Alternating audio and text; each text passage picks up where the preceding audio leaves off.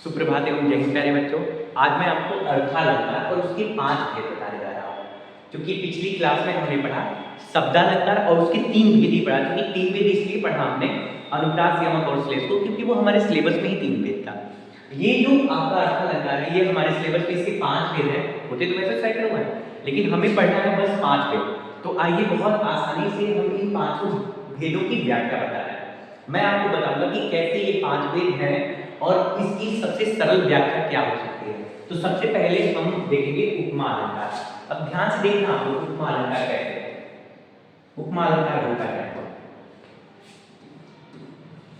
जब एक वस्तु का दूसरी वस्तु से तुलना की जाती है। ध्यान से देखिएगा, जब एक वस्तु की तुलना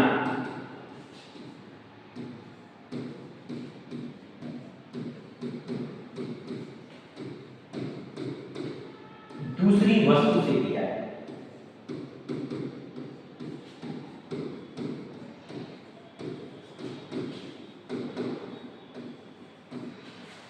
ध्यान दीजिएगा, एक वस्तु की तुलना दूसरी वस्तु से की जाती है, वहां पे उपमा अलंकार होता है। उदाहरण के रूप में देखते हैं कैसे, देखिएगा ध्यान से, एक एक करके ध्यान देना। कैसे उदाहरण देखिएगा,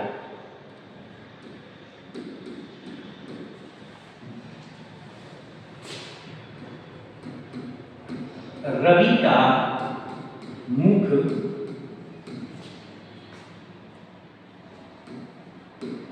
चंद्रमा के समान है।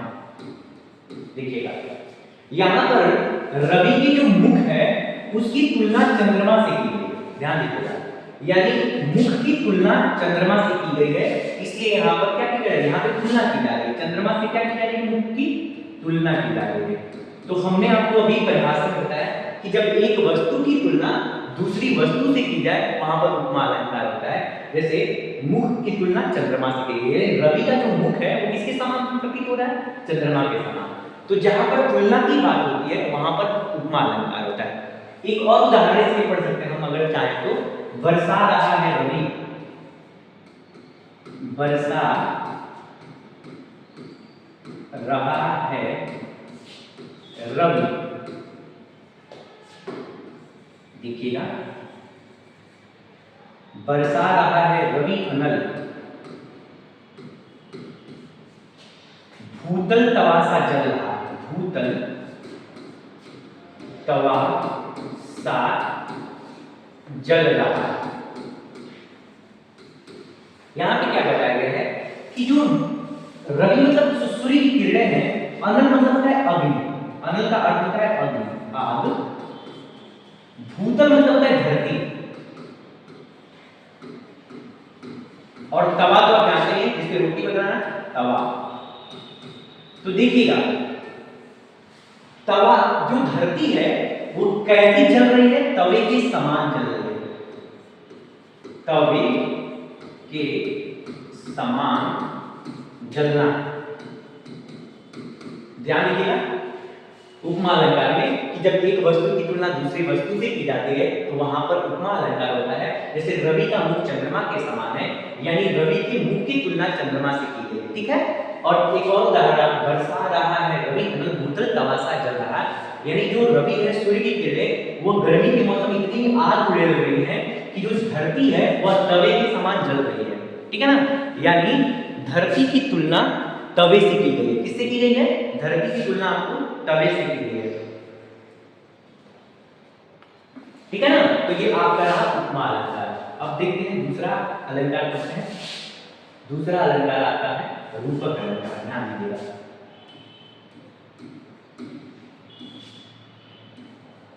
दूसरा आपका रूपक। रूपक अलंकार में क्या होता है, लिखिएगा, इसके जो परिभाषा देते हैं, जहां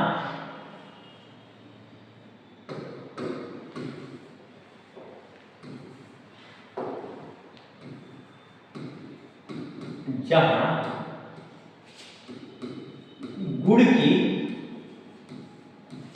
अत्यंत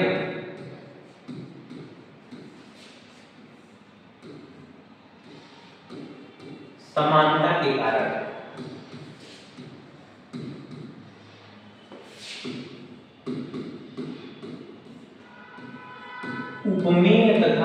उपमान में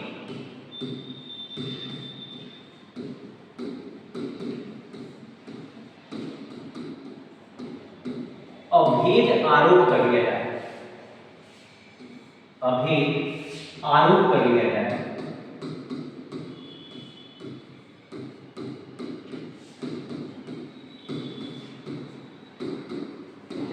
वहां पर रूपक होता है। देखिए कैसे, ध्यान से देखिएगा।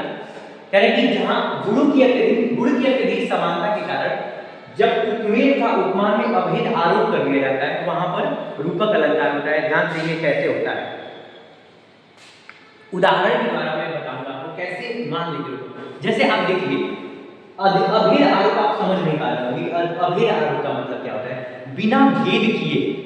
जैसे मान लीजिए क्लास में होते हैं, आप छोटे क्लास में देखिएगा कि जब केजी सेक्शन के बच्चे होते हैं तो क्लास में जब जाते हैं तो मैम उनको पढ़ाती है ए फॉर एप्पल। तो मैम के पास ओरिजिनल एप्पल नहीं होते, वो प्लास्टिक जैसा एक एप्पल होता है। उसको वो क्या करते हैं, बॉकेट से निकालते हैं, बच्चों को दिखाते हैं। बच्चे क्या करते हैं, उसमें जो ओरिजिनल एप्पल होते हैं उसको उसमें मान लेते हैं। समझ में आ रहा है ना, कि आरोप कर लेते हैं। वो समझ जाते हैं कि एप्पल, अब वो बच्चा कहीं भी जाएगा मार्केट में तो उसको उस टाइप का कुछ भी दिखेगा ना, जिस टाइप का मैम ने उसको पढ़ाया था, वो कहीं भी देखते ही पहचान लेगा कि वो क्या है, एप्पल है। मतलब कि अभेद आरोप कर लेगा। जैसे एक और देखिएगा, मैया में, तो उदाहरण देखना, उदाहरण से समझिएगा। उदाहरण जो है मैया, मैया में तो चंद्र खिलौने लय हूं।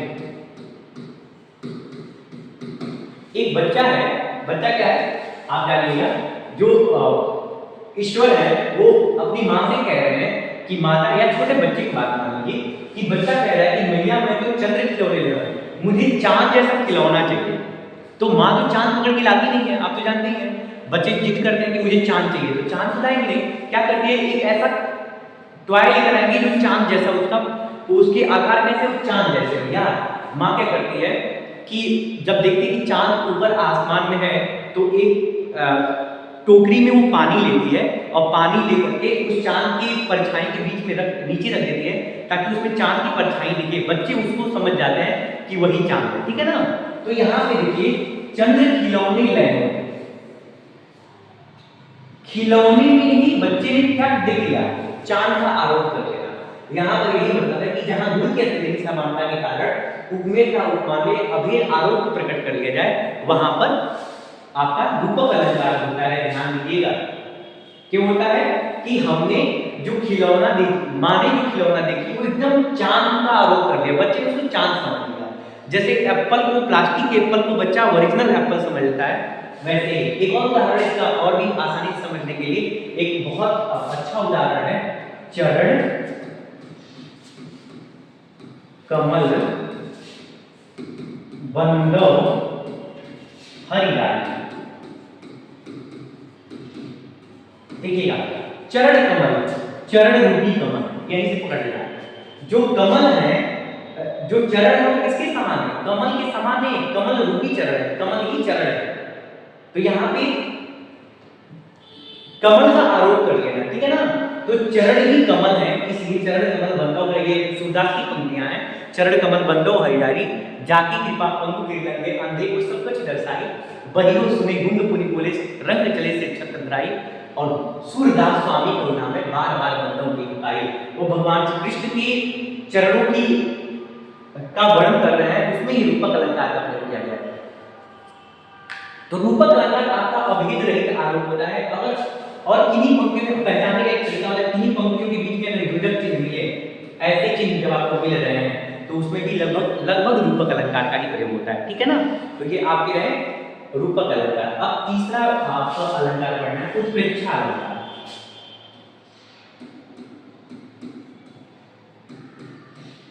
उत्प्रेक्षा अलंकार क्या होता है, ध्यान दीजिएगा।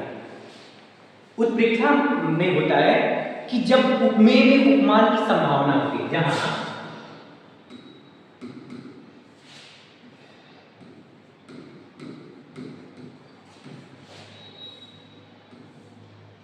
जहां उपमेय में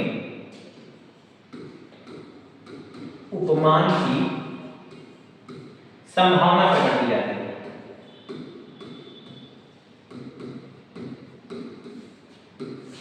संभावना होती है, ध्यान दें, जहां उपमेय उपमान की संभावना। आप सोचेंगे उपमेय उपमान क्या होता है? उपमेय उपमान ये आप पे छोड़ रहा हूं, ध्यान सुनिएगा। उपमेय और उपमान विशेषण और विशेष्य है, ध्यान दीजिएगा। अब ये विशेषण और विशेष्य आप पहले पढ़िएगा, तब मैं आपको उपमेय उपमान बताऊंगा। तो पहले क्या होता है, ये आगे के क्लास में भी आप पूछ सकते हैं, जहां उपमेय उपमान की संभावना प्रकट की जा रही है। क्या की जा रही है? संभावना प्रकट, संभावना प्रकट करना। जैसे मन मानो, इसके जो कीवर्ड होते हैं इसमें ध्यान दीजिए, मनु, मानव, जनु, जानव। इसको समझने का मतलब ये कीवर्ड है। वैसे अगर आपको परिभाषा याद है ना, तो कीवर्ड की जरूरत ही नहीं पड़ती है। कोशिश करना कि हमें परिभाषा याद है। कीवर्ड तो ये टिक टाइप का होता है, और मेरी इसमें विश्वास होती है कि हम अगर अच्छे से समझ लेना तो हमें कीवर्ड की जरूरत ही नहीं पड़ेगी। समझने की कोशिश कीजिएगा। तो जहां उपमेय उपमान की संभावना प्रकट की जाती है, वहां पर आपका होता है उत्प्रेक्षा अलंकार। इसका एक बहुत अच्छा उदाहरण मैं आपको बताने जा रहा हूं। उदाहरण देखिएगा, सोहत ओढ़े, सोहत ओढ़े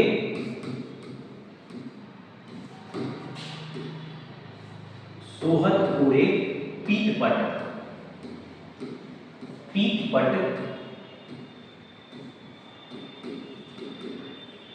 श्याम सलोने गाछ, मनो नीलमणि, मनो नीलमणि, नीलमणि शैल पर,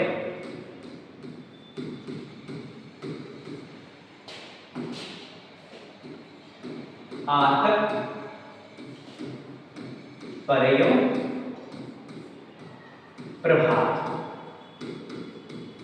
देखिए कैसे कह रहे कि सोहत ओढ़े पीतपट श्याम सलोने गाछ, मनो नीलमणि शैल पर आतक परयो प्रभात। यहां पर कवि कह रहे हैं कि जब भगवान कृष्ण पीतपट मतलब है पीले वस्त्र, श्याम मतलब अपने सांवले शरीर पर, जब भगवान कृष्ण अपने सांवले शरीर पर पीले वस्त्र धारण करते हैं, तो मनो नीलमणि शैल पर ऐसी संभावना प्रकट की जाती है, ऐसा लगता है संभावना। मनो नीलमणि शैल पर, नीलमणि पर्वत है, नीलमणि पर्वत पर आतक परयो प्रभात, सूर्य की जो पहली किरण होती है जब पड़ती है तो जितना खूबसूरत दिखाई देता है, वैसे ही खूबसूरत जब भगवान कृष्ण अपने शरीर पर, सांवले शरीर पर पीले वस्त्र धारण करते हैं। तो कवि कहते हैं कि सोहत ओढ़े पीतपट श्याम सलोने गाछ, मनो नीलमणि शैल पर आतक परयो प्रभात। क्योंकि जब भगवान कृष्ण अपने सांवले शरीर पर पीले वस्त्र धारण करते हैं, तो उसी प्रकार से सुशोभित होता है, मानो जैसा लगता है कि नीलमणि पर्वत पर सूर्य की पहली किरणों की जो शोभा प्रतीत होती है, वैसे ही प्रतीत होते हैं जब भगवान कृष्ण अपने सांवले शरीर पर पीले वस्त्र धारण करते हैं। तो देखिएगा, ये इसका उदाहरण है। उत्प्रेक्षा संभावना प्रकट की जाती है, और इसके कीवर्ड है मनु मानव जन जानव। अगर किसी पंक्ति में मनु मानव जन जानव आ रहे हैं तो उसमें बिना देरी के आप लगा सकते हैं उत्प्रेक्षा अलंकार, ठीक है ना। अब जो अगला है आपका मानवीकरण।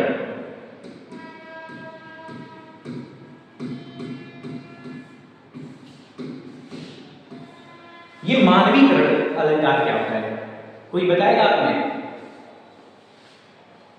देखिएगा, जब प्रकृति का वर्णन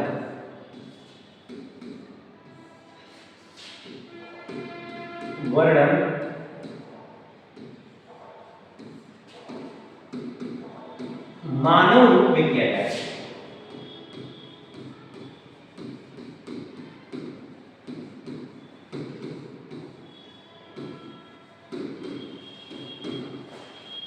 जब प्रकृति को मानव के रूप में वर्णित करते हैं तो वहीं पे मानवीकरण, नाम से मानवीकरण, मानव के रूप में कर देना। प्रकृति का वर्णन मानव के रूप में जब हम करते हैं तो वहां पर मानवीकरण अलंकार होता है।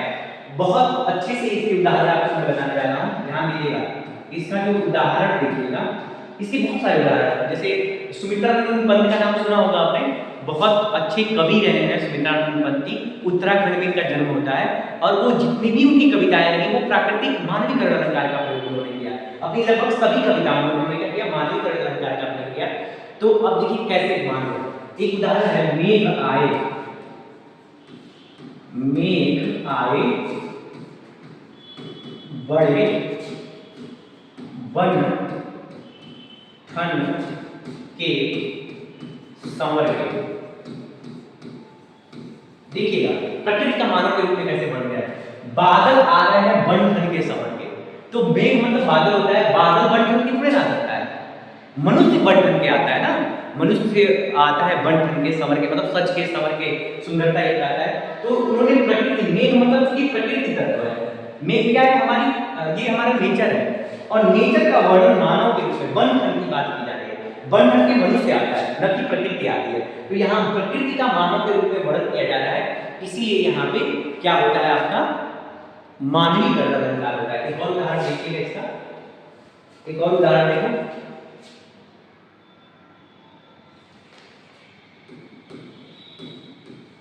दिवसावसान का समय,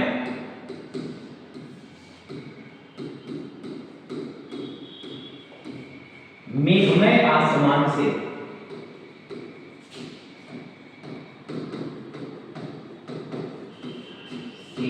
उतर रही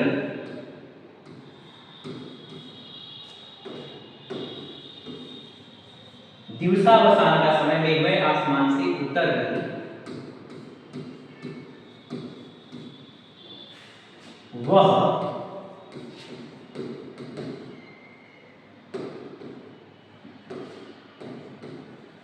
वह संध्या सुंदरी परिसी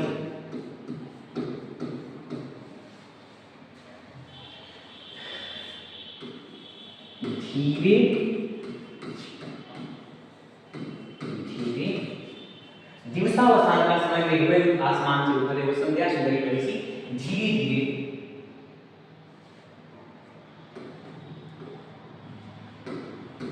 देखिएगा, चलिए दिवस के अवसान, दिवस ढल रहा है, दिन ढल रहा है, और वो बादल रूपी आसमान से उतर रही है संध्या, संध्या की बात की जाएगी। संध्या मतलब शाम के समय की जो बेला होती है उसको संध्या, उन्होंने संध्या को सुंदरी कहा। ये ये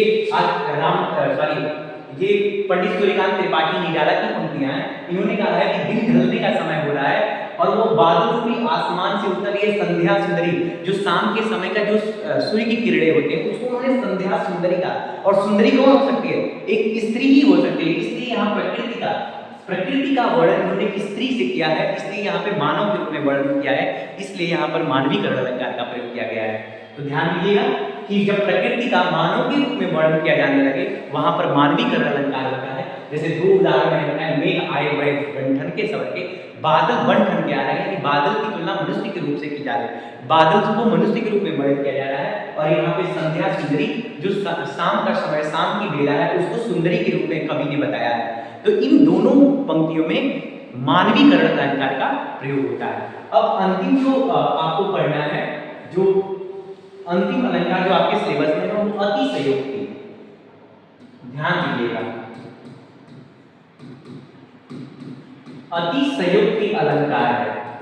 कौन सा अलंकार है, अतिशयोक्ति अलंकार का मतलब होता है जब किसी वस्तु का वर्णन बढ़ा चढ़ा के करते हैं।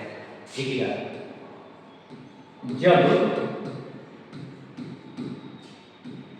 जब किसी वस्तु का वर्णन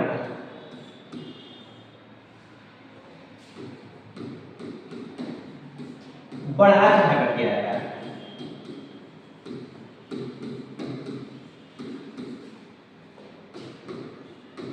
जाता है,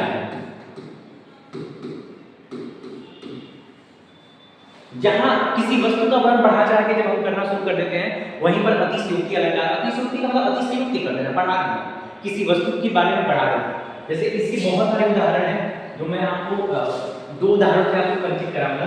पहला उदाहरण है जो बहुत चर्चित है, हनुमान की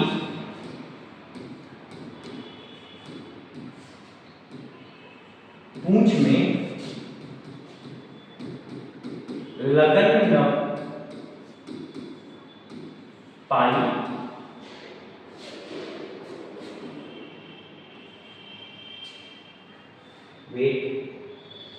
हनुमान की पूंछ में लगन न पाई आग, सारी लंका जल गई, गए निशाचर भाग। ध्यान दीजिएगा इसमें।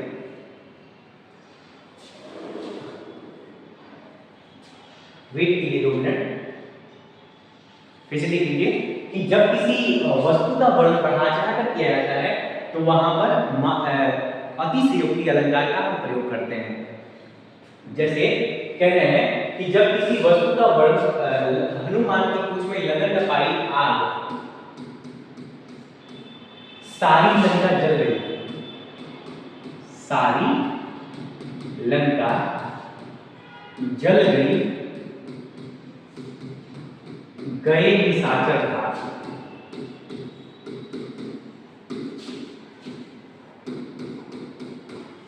कि हनुमान की पूंछ में अभी आग ही नहीं लग पाई, तब तक सारी लंका जल गई और जितने निशाचर थे, जितने राक्षस सब भग गए।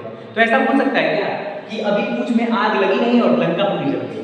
तो ये देखिए, ये किसी वस्तु का बढ़ा चढ़ा करके हनुमान की पूंछ में जो आग की बात की गई है वो अभी लगी नहीं, तब तक लंका जल गई और सभी निशाचर भग गए।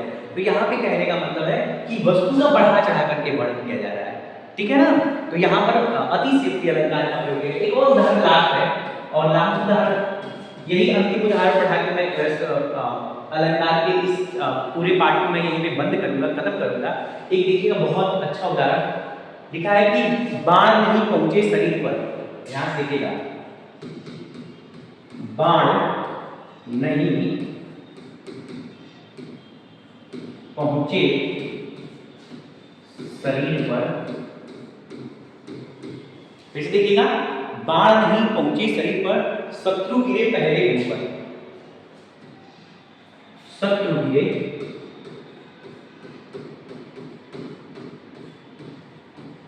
पहले ही भू पर। भू पर मतलब धरती पर। कहीं अभी शरीर के बाण पहुंचा ही नहीं था, तब तक शत्रु क्या कर जमीन पे गिर गए। तो ये क्या है, ये बढ़ा चढ़ा के बात हो रही है। तो बाण नहीं पहुंचे शरीर पर, शत्रु गिरे पहले भू पर। तो धरती पर शत्रु पहले गिर गए जब तक बाण ही नहीं पहुंचे। तो ये मतलब है बढ़ा चढ़ा के बोलना। ये अतिशयोक्ति अलंकार का प्रयोग कर रहे हैं। तो हमने क्या देखा आज? हमने देखा कि अलंकार अर्थालंकार के कितने भेद हुए, और अर्थालंकार के जो एक एक उदाहरण से हमने देखा। यहाँ से देखिएगा आप, अर्थालंकार के 5 भेद हुए: उपमा, रूपक, उत्प्रेक्षा, मानवीकरण, अतिशयोक्ति। उपमा अलंकार के बारे में हमने बताया कि जब एक वस्तु की तुलना दूसरी वस्तु से की जा रही हो, वहां पर उपमा अलंकार होता है। यहाँ पे रवि के मुख की तुलना चंद्रमा से की गई है, ठीक है ना। तो यहाँ पर उपमा। रूपक में हमने देखा एक वस्तु का दूसरी वस्तु में अभेद आरोप कर देना, उसी एडजेक्टिव वही मान लेना। जैसे मैया में तो चंद्र, माता जी से कहा चंद जैसा खिलौना है, तो माता ने खिलौना ना दिया उसको, बच्चे ने उसको चांद समझ लिया। तो यहाँ हो गया। और उत्प्रेक्षा में एक वस्तु उसकी दूसरी वस्तु में संभावना प्रकट की जा रही है। जैसे नीलमणि पर्वत पर सूर्य की किरणें मानो ऐसे प्रतीत हो रही है। नहीं सॉरी, कृष्ण भगवान जब अपने शरीर के सामने शरीर पर पीले वस्त्र होता है, ऐसे धारण कर रहे हैं जैसे लग रहा है कि नीलमणि पर्वत पर सूर्य की पहली किरणें पर, मानो नीलमणि पर्वत सैल पर। मानवीकरण अलंकार में जब प्रकृति का मानव के रूप में वर्णन किया जाता है तो वहां पर मानवीकरण अलंकार होता है। जैसे मेघ आए बड़े बड़े के समान के, ठीक है ना। दिवसावसान का समय मेघमय आसमान से उतर रही, वह संध्या सुंदरी बनी सी धीरे धीरे धीरे।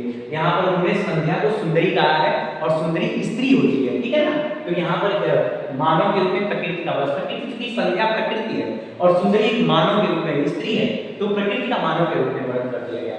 और अतिशयोक्ति में जब किसी वस्तु का बढ़ा चढ़ा करके हम वर्णन करते हैं, वहां पर अतिशयोक्ति अलंकार होता है। जैसे हनुमान की पूंछ में लगन न पाई आग, सारी लंका जल गई, गए निशाचर। अभी हनुमान की पूंछ में आग नहीं लगी और पूरी लंका जल गई और सारे सभी निशाचर पहले ही भग गए। तो ऐसा अतिशयोक्ति अलंकार में बात की गई है। अब देखिए, बाण नहीं पहुंचे शरीर पर, शत्रु गिरे पहले ही ऊपर।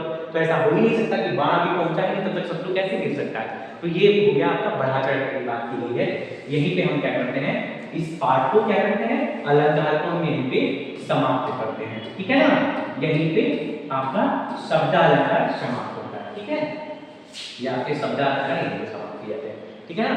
तो अगर आपको ये क्लास कैसा लगा, अपने कमेंट जरूर हमारे कमेंट बॉक्स में कीजिए। और ऐसे ही क्लासेस के लिए हमारे इस चैनल को आप लोग सब्सक्राइब करें, ताकि ऐसे उदाहरण के साथ मैं आपके सामने नए नए पाठ नए नए व्याकरण के चैप्टर आपके पास पहुंचाता रहूं, ताकि आपका भी मनोबल बढ़े और मेरा भी बढ़े। ठीक है, इसके लिए धन्यवाद। जय हिंद।